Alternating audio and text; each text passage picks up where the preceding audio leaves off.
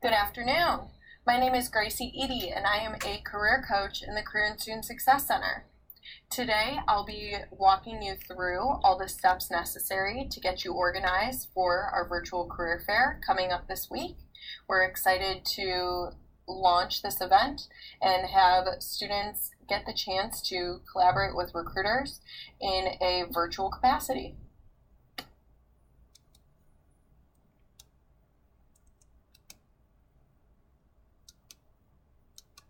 Here is our fantastic team. First, you see Jen Murphy, who's the Assistant Dean of Career and Student Success. Then you'll see our career coaches, Annie Brackley, who is our Sports Management Career Coach, Gracie Ede, myself. I work with marketing and international business majors. Chris Washko works with our finance, accounting, and business economics majors. And Sam Holbeck works with all of our grad students.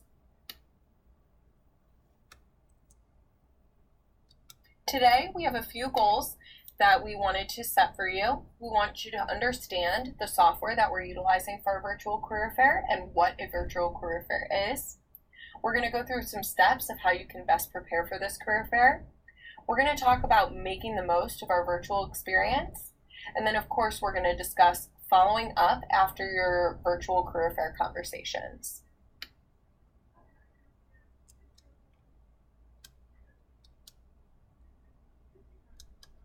To begin, you may be wondering, what is a virtual career fair and how is it different than the career fairs I've attended in person?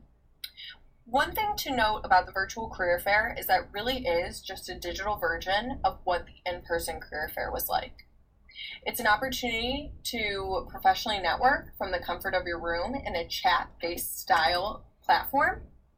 Our virtual career fair platform is completely chat-based. It's called Brazen, and in our next few slides, I'm going to discuss what that platform looks like and how you can best use it. Something to also note is that there will be full-time and internship opportunities available with these employers, so it's going to be important that you're taking a peek at what they're looking for before you enter the room and build that conversation with them. The types of opportunities that are available may have the ability to impact that conversation you're going to be having in the chat room with that employer. It's important that you register through Handshake prior to this career fair so that you are easily able to jump right into Brazen and start chatting with employers once it hits noon on the 17th. This career fair will be taking place on Wednesday, October 17th from noon to 2 p.m. What's really unique about the virtual career fair is that you don't have to stay engaged for the whole 2 hours. You can log in for a half hour, connect with a couple employers, set your away message and away status as away, and then you can log back in for another half hour. So it makes it really nice for you to be able to attend classes, participate in your day-to-day class activities, and then you can take a pause and connect with some employers for half-hour time slots.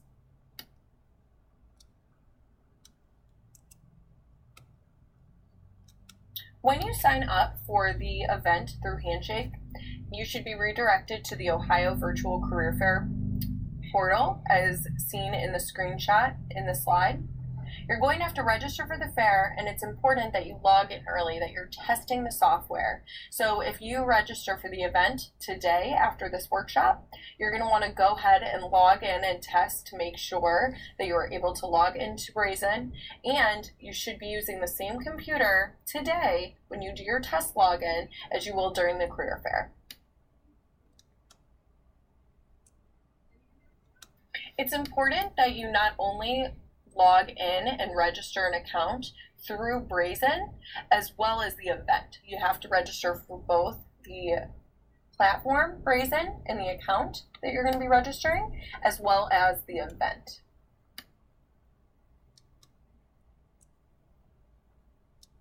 When you log in to your Brazen account, you should see that the upcoming chats are on the left side of the screen. There's also the event lobby, so you can include grow your network, you can chat with a representative, your estimated wait time will be included in there, and then you'll be able to see who is currently in the booth. Feel free to visit each individual booth and ask specific questions. You can also see that there are tips and questions available. Before the event, you'll see that you are registered for the event, but until it's live, it will be listed as not available. And then once it is live, you'll see that it will go to status as available, and the event will be live in green.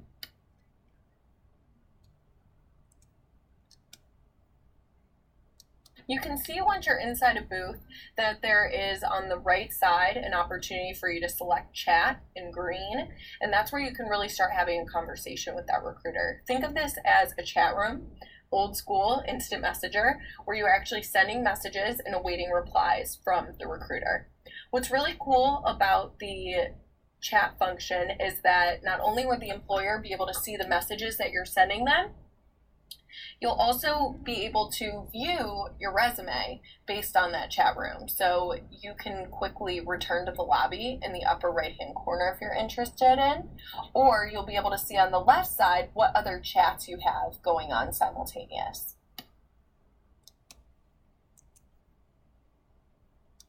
Once you find a recruiter that you really want to talk to, or you identify a company that you're interested in entering their chat room, you can see what the chat screen will actually look like.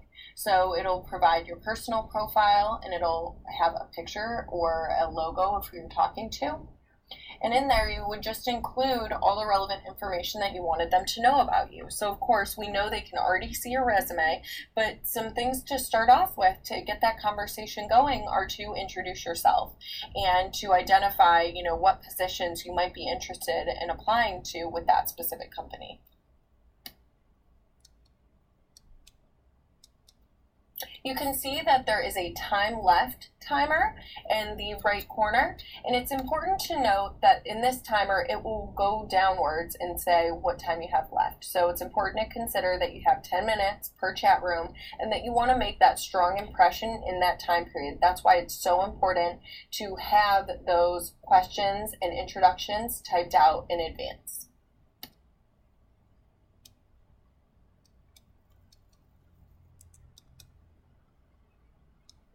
Because our virtual career fair is this Wednesday from noon to 2 p.m., you'll want to be sure that if you have a lapse in time where you're unavailable to message or be participating in the virtual career fair, that you have a away message on. In that away message, you're going to want to be sure that you are including that away messaging going out there so that you aren't being messaged to or employers aren't wondering where you are.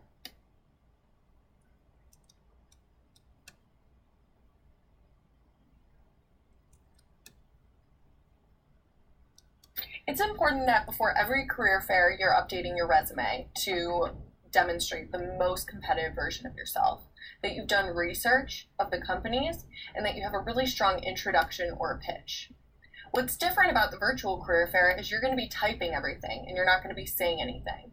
So it's important that you have your answers typed out, and that if you have been to a career fair and they ask certain questions, how can you make sure that you're typing your answers in a way that articulates the same themes or skills or accomplishments that you really want to articulate in that story? It's also important to consider, do you type slow? Are some of your answers going to take a little bit longer for you to type? And in that case, do you have some of your answers already pre-typed so that you can just copy and paste the responses? For example, if there are questions that typically are asked at every career fair, like, tell me about yourself, do you have your introduction or pitch already typed so that you can easily just insert it into the chat room?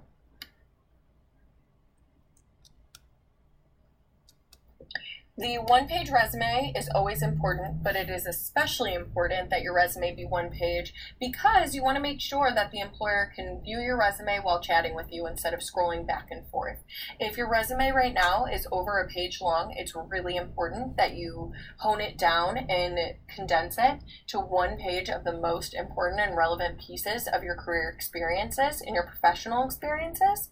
If you're struggling to reduce your resume down to one page, one thing that you can do is come to the Career and Student Success Center between noon and 1:30 any day, Monday through Friday, to meet with a peer consultant, or you can schedule an appointment through Handshake or by attending the 214 Suites front desk to find a time that will work for you to meet with a career coach or a peer consultant to get your resume to one page.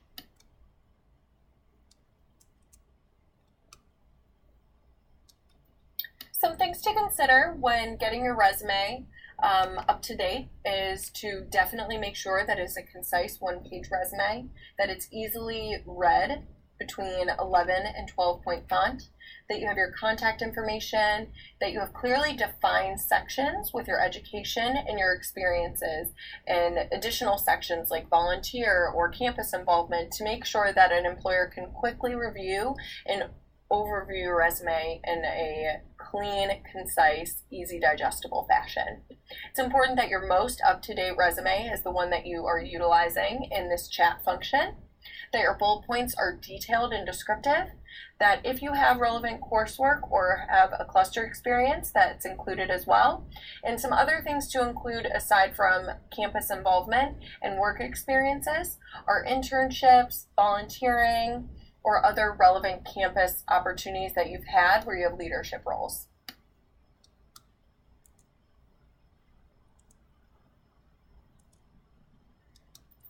When crafting a really strong bullet point for your resume, it's important that you are thinking about a couple things. That you're thinking about a strong action verb to start off the bullet point with, so showing what you did in a strong way, and you can make it even stronger by showing language that you pulled directly from the job description, or that you're mimicking it slightly.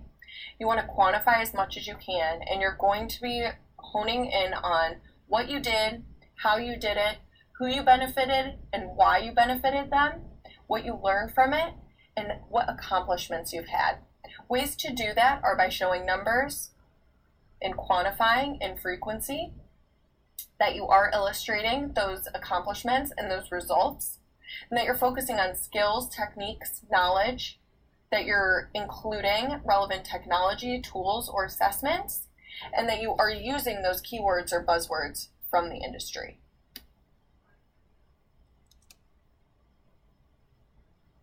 As I mentioned in a previous slide, we offer walk-in hours Monday through Friday, noon to 1:30 p.m. in Copeland 214, or you can schedule with a peer consultant or a career coach any day on Handshake or by coming to 214's front desk to find a time to meet with a coach or a peer consultant.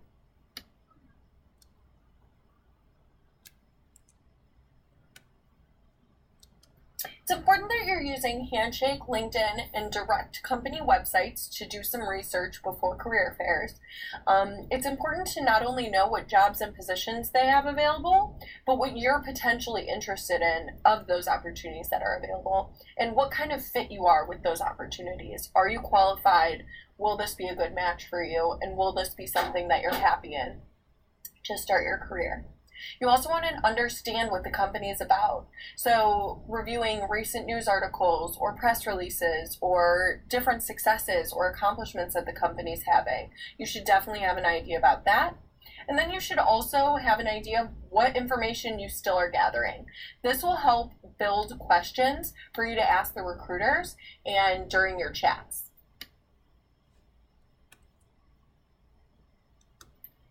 It's important that before the event that you have compiled a list of questions to ask employers. You should also have prepared your personal introduction, and you should also note that conversations are timed, so you should jump right in. The conversations are timed for about 10 minutes. A really great way to follow up after the event is through LinkedIn. And be ready for versatile conversations. Everyone has something to share, and it's important that you think about what differentiates you from other candidates and what value you have to lead to a successful role within that organization or company. Every booth interaction is timed, so it's important that when you are entering that booth, you note that there is a time on that, and that it is about 10 minutes per conversation.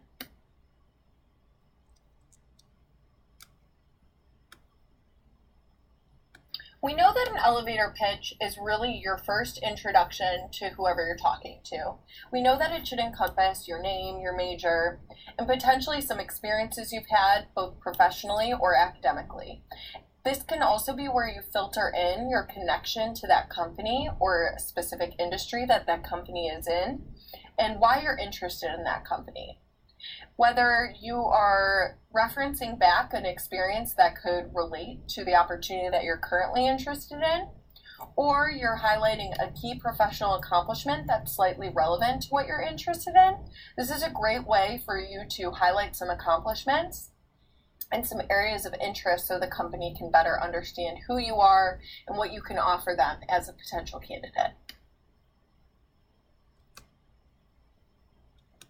It's important that you have questions prepared to make the most out of this chat room function, because not only are you going to be previewing who you are as a candidate with your introduction, you also need to have questions ready to ask the employer to engage them to find more about that company. You can ask anything along the lines of what positions are available, to specific details about the positions that you know are already available, to what it is like to work there, to relevant news or business trends that might be affecting the business. You should have a wide variety of questions for that employer centered around their company, their opportunities they have available, and the impact on their industry.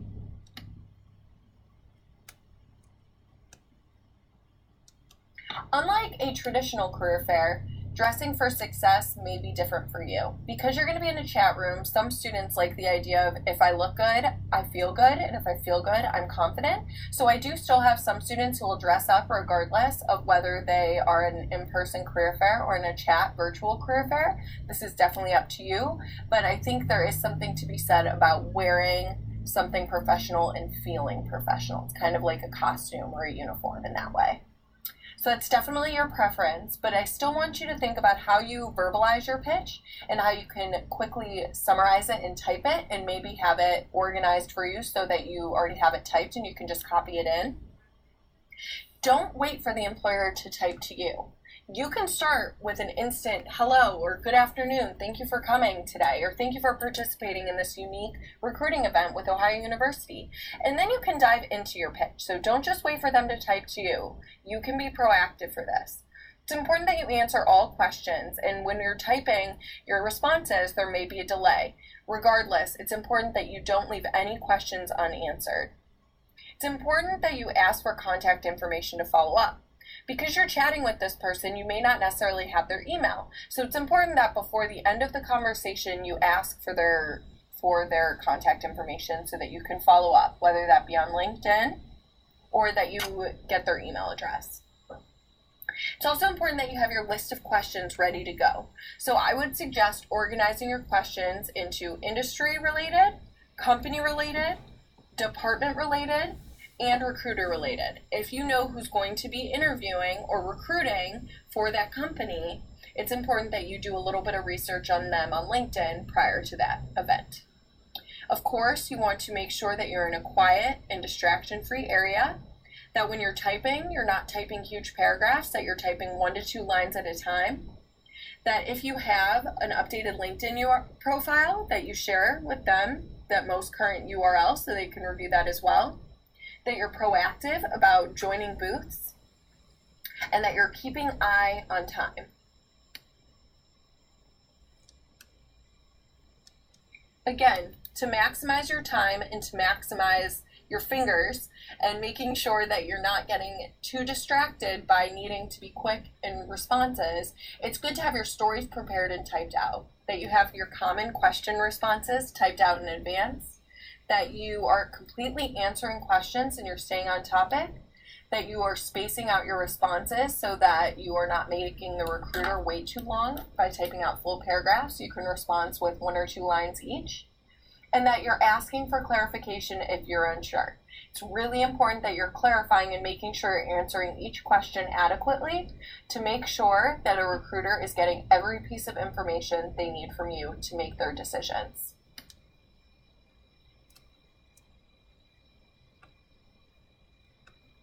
Other question topics that may come up for you are positions they're hiring for, culture and environment of the company, and about the recruiter's past experience. A great way to ask questions to a recruiter is to focus it on them and what they've done in their career journey. So that is a really good direction to go. Additionally, you can see that there's 51 interview questions you should be asking from the Muse. It's a really great article with about 50 interview questions you could be asking recruiters and employers. So I recommend taking that list and selecting, 10 to 20 of your top questions that you can ask to find out the best information you can about that company. One really cool feature that Brazen has is that you can save the chat before you leave the booth. Definitely do that. Copy and paste your chat into a Word document and just save it on file. When you're writing your thank you note, this can be a really great way to reference conversation topics, or when you follow up with the recruiter, if they asked or answered a question that you have continued questions about, you can come back and answer that as well.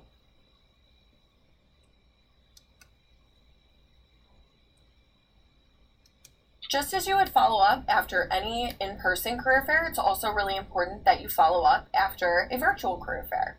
You can send an email thank you note the next day or even the day of.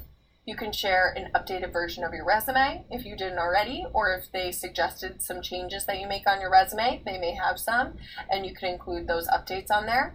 You could include a LinkedIn URL in an email, or you can be sure that your resume has that LinkedIn URL included already. You can follow up with a recruiter to let them know that you've applied to specific positions. And you can always check back to where those positions are going to be posted on Handshake, LinkedIn, Indeed, or the company website. This pretty much wraps up our virtual career fair prep workshop. Please let us know if you have any questions. Feel free to visit our Career and Student Success Center pages of the website to identify what ways you could update your resume based on our templates, or if you would like to schedule an appointment with a career coach or a peer consultant through Handshake. Please also see us if you have any questions in Copeland 214G regarding the virtual career fair. We're really excited to launch this event this year, and we hope that it is a successful opportunity for you to engage with employers in a unique platform. Have a great day, and of course, if you have any questions, please reach out to us in Copeland 214. Thank you, and have a great one.